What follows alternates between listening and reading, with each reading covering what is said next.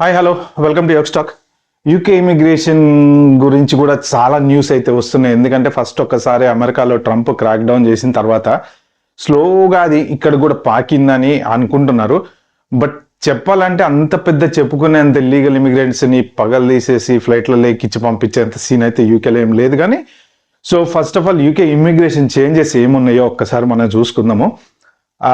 Present వచ్చేసి existing ఇప్పుడు వీసాలు ఏవైతే స్టూడెంట్ వీసాలు కానీ skilled worker visa and tier 2 visa skilled worker visa almost కొంచెం దగ్గర ఉన్నాయి, సిమిలారిటీస్ ఉన్నాయి. కానీ వీటిల్లో అయితే పెద్ద చేంజెస్ అయితే ఏం రాలేదు. Students as it is apply చేసుకోవచ్చు, యూకే రావచ్చు, వాళ్ళకి 20 అవర్స్ పార్ట్ టైము బయట చేసుకోవచ్చు, సెలవుల్లో మరి 40 అవర్స్ చేసుకోవచ్చు అనుకుంటా. సో అదైతే యాజ్ ఇట్ ఈస్ అలానే ఉంది. ప్లస్ అది అయిపోయిన తర్వాత మీకు ఒక 2 years post study work visa అని PSW అని ఉంటుంది. అది 2 years ఉంటుంది. ఆ 2 years లోపు మీరు జాబ్ తెచ్చుకోవాలి. జాబ్ తెచ్చుకున్న తర్వాత 2 years తర్వాత మీరు మళ్ళీ స్కిల్డ్ వర్కర్ వీసా లైక్ ఎవరైనా మీకు గనక ఎంప్లాయ్మెంట్ స్పాన్సర్ చేస్తే ఆబ్వియస్లీ మీరు దాని దగ్గర వీసా అప్లై చేసుకోవచ్చు. అప్లై చేసుకున్న దగ్గర నుంచి వన్స్ మీకు స్కిల్డ్ వర్కర్ వీసా కానీ టైర్ 2 వీసా కానీ ఇప్పుడున్న రూల్ ప్రకారం ఒక 5 years కనుక కంటిన్యూస్గా లీగల్గా ట్యాక్స్ పే చేస్తూ పర్ఫెక్ట్గా అదే వీసా మీద ఉన్నట్టయితే you can then apply ILR, indefinite leave to remain UK, అంటే పర్మనెంట్ రెసిడెన్సీ. సో అది ఒక 2 years పాటు ఉంటుంది యాక్చువల్గా. బట్ పర్మనెంట్ రెసిడెన్సీ వచ్చిన 1 yearకి మనం డైరెక్ట్ బ్రిటిష్ పాస్పోర్ట్ అప్లై చేసుకోవచ్చు అనమాట. బట్ దానికి కూడా సర్టన్ కండిషన్స్ ఏమో ఉంటాయి. కొంచెం out side the country 90 days కన్నా ఎక్కువ ఉండకూడదు. ఇవన్నీ మీరు జనరల్ ఫాలో అవ్వచ్చు. ఇది యాక్చువల్గా స్టూడెంట్ ప్రొసీజర్. బట్ ప్రెసెంట్ ఉన్న సిచ్యువేషన్స్లో స్టూడెంట్స్కి జాబ్ దొరుకుతున్నాయా అంటే కొద్దిగా కష్టమైన పనులే. చదువుకోవడానికి వచ్చే వాళ్ళు ఎవరైనా అంటే మీరు only aiming to make money అని ఈ కంట్రీకి వస్తే కొంచెం ఇబ్బంది పడతారు. ఎందుకంటే ఇక్కడ కూడా జనాలు హెవీగా అయిపోయారు, చాలా ఎక్కువైపోయారు. ప్లస్ ఈస్టర్న్ యూరోపియన్, ఎందుకంటే ఇప్పుడు యుఎస్కి యూకేకి ఉన్న డిఫరెన్స్ ఏంటంటే యుఎస్కి ఎవరన్నా అటు నుంచి వచ్చే ఇల్లీగల్ ఇమిగ్రెంట్స్ లేదా ఓవర్ స్టేస్ ఉంటే తప్ప జనాలు ఎక్కువగా మెక్సికో బోర్డర్ నుంచి వచ్చే వాళ్ళు తప్ప వేరే ఎక్కువ యాక్సెస్ ఛాన్స్ అయితే లేదు. సో ఇక్కడ ఏంటంటే ఒకప్పుడు యూరోప్ యూకే ఈ రెండు ఒకే దాంట్లో ఉన్నాయి కాబట్టి EUలో. సో ఇప్పుడు విడిపోయినాయి. అప్పుడు ఏంటంటే ఫ్రీ ఫ్లోట్ చాలా ఎక్కువ ఉండేది. సో ఆ EU నుంచి బ్రెగ్జిట్లోంచి బయటకు వచ్చే కన్నా ముందు ఫ్రీ ఫ్లో చాలా ఎక్కువ ఉండేది కాబట్టి అక్కడి నుంచి ఇక్కడికి వచ్చి చాలా మంది సెటిల్ అయిపోయిన వాళ్ళు చాలా మంది ఉన్నారు.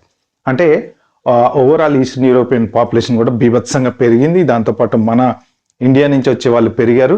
ఎట్ ద సేమ్ టైం ఇల్లీగల్గా ఉండే వాళ్ళు మాత్రం బీభత్సంగా పెరిగిపోయారు. ఎందుకంటే వన్స్ కంట్రీలోకి వచ్చిన తర్వాత వీసా అయిపోయిందో లేకపోతే ఏదో ఒక వీసా మీద ఎంట్రీ అయిపోయి ఉండే వాళ్ళు కూడా ఉన్నారు.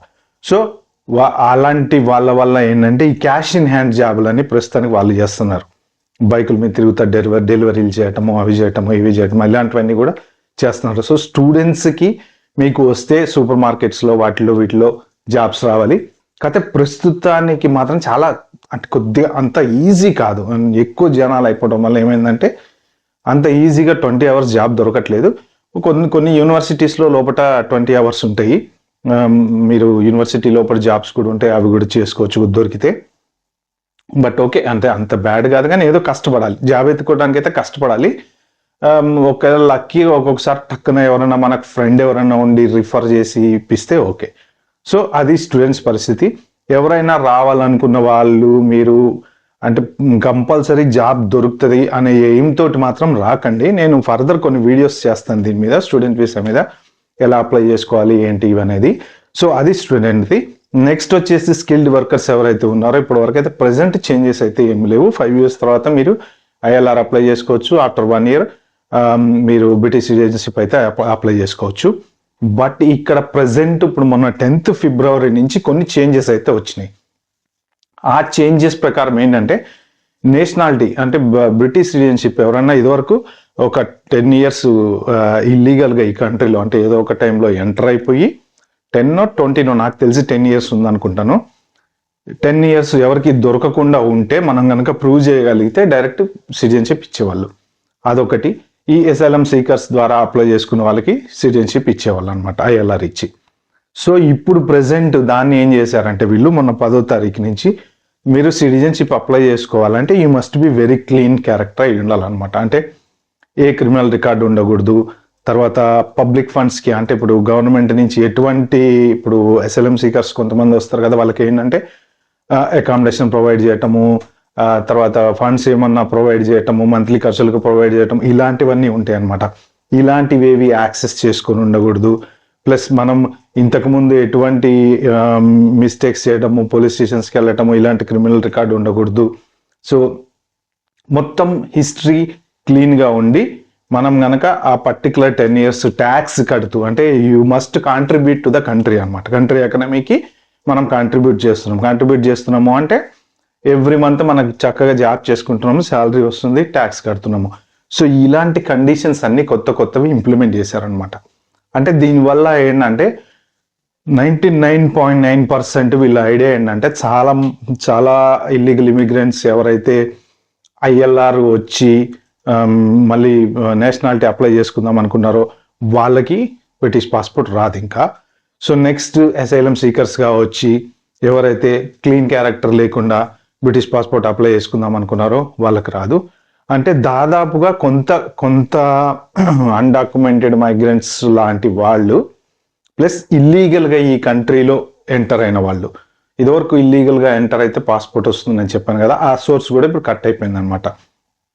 అంటే కొంత ఇమ్మిగ్రేషన్ అయితే బాగా తగ్గే ఛాన్స్ అయితే ఉంది. బట్ వీళ్ళందరికీ పాస్పోర్ట్ ఇస్తేనే యూజా, ఇవ్వకపోతే యూజా అంటే ఇల్లీగల్గా ఈ కంట్రీలోకి వచ్చి బతికేవాడు ఎలాగైనా బతుకుతాడు కాబట్టి వాళ్ళకి అవసరం ఉందో లేదో మనకైతే తెలియదు. కాకపోతే పాస్పోర్ట్ ఉండే ఏంటంటే బోలెడు కంట్రీస్ ఫ్రీగా తిరగచ్చు, లేకపోతే ఏంటంటే ఎప్పుడు అలా బతుకుతూ ఉండాలన్నమాట. ఎక్కడన్నా ఎవరన్నా పట్టుకుంటే ప్రాబ్లం అవుతుంది. సో అది మేజర్ చేంజెస్. ఈ చేంజెస్ మాత్రం చాలా పర్ఫెక్ట్గా ఎఫెక్ట్ అవుతాయి 10వ తారీఖు నుంచి ఎవరికైనా కానీ.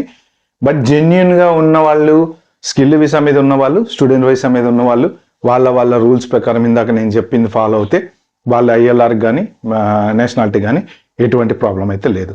ప్లస్ నెక్స్ట్ మేజర్ చేంజెస్ ఏంటంటే government is planning to introduce ఏంటంటే ఇప్పుడు ప్రెసెంట్ కన్జర్వేటివ్ గవర్నమెంట్ వాళ్ళు తీసుకొచ్చిన ఇది కూడా ఈ మధ్యన మాట్లాడుతున్నారు ఏంటంటే ILRకి 10 years చేద్దామని. అంటే ఇప్పుడు ప్రెసెంట్ ఏంటంటే స్కిల్డ్ వర్కర్ వీసా 5 years ఉంది. సో ఆ 5 yearsని 10 years చేస్తారు. 10 years ILR వచ్చిన తర్వాత సిటిజన్షిప్ అప్లై చేయడానికి ఇంకొక 5 years అనమాట. అంటే టోటల్ మనం ఈ కంట్రీలో ఎంటర్ అయిన తర్వాత ప్రాపర్ ఈ కంట్రీ సిటిజన్ అవ్వటానికి 15 years పాటు జాబ్ చేస్తూ ట్యాక్స్ కడుతూ ఎక్కడ కూడా ఎటువంటి పబ్లిక్ ఫండ్స్ మనము అంటే క్లెయిమ్స్ కానీ, బెనిఫిట్స్ కానీ, లేకపోతే హౌసింగ్ కానీ, సోషల్ హౌసింగ్ కానీ ఇలాంటివి తీసుకోకుండా every single month high contribution అంటే శాలరీ కూడా చాలా హైలో ఉండాలి.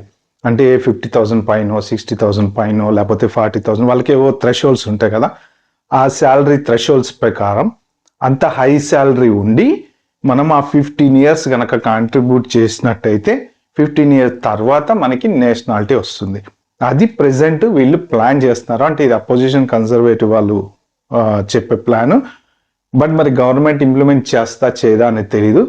బట్ ఇంకోటి ఏంటంటే రీసెంట్గా వచ్చే న్యూస్లలో 600 మందిని పట్టుకున్నారు, పంపించేశారు, 800 మందిని పట్టుకున్నారు, పంపించేశారు. బ్రిటిష్ ఏది మన గ్యాస్ స్టేషన్లలో, ఇండియన్ రెస్టారెంట్లో, అది ఒక్కటే న్యూస్. ఆ ఒక్కటే న్యూస్ పెట్టి చంపుతున్నారు. ప్రస్తుతానికి అంత పెద్ద రైడింగ్లు అయితే ఏం జరగట్లేదు, అంత గొప్పగా జనాలు అయితే ఏం పంపించట్లేదు.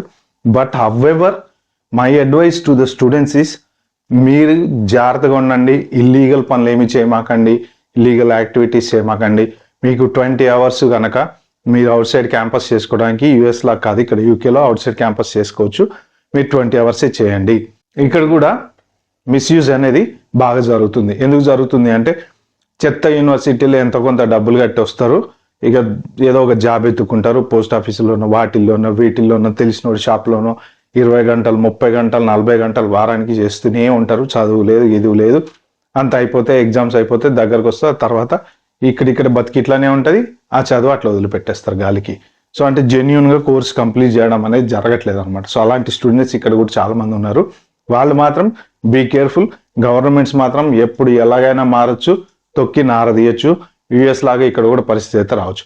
ఓకే ఫ్రెండ్స్, ఈ వీడియో కనుక మీకు నచ్చినట్టయితే please share, like, subscribe and wait for my further videos. Thank you.